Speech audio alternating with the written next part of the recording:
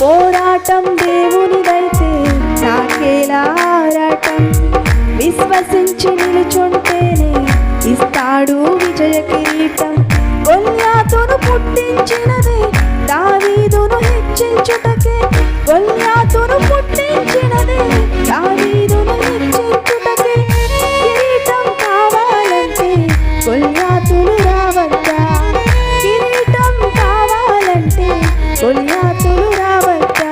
శ్రమలే నా అతిశయం, శ్రమలోనే ఆనందం, శ్రమలయందే ఉత్సాహం, విశ్వాసమే నా బలం.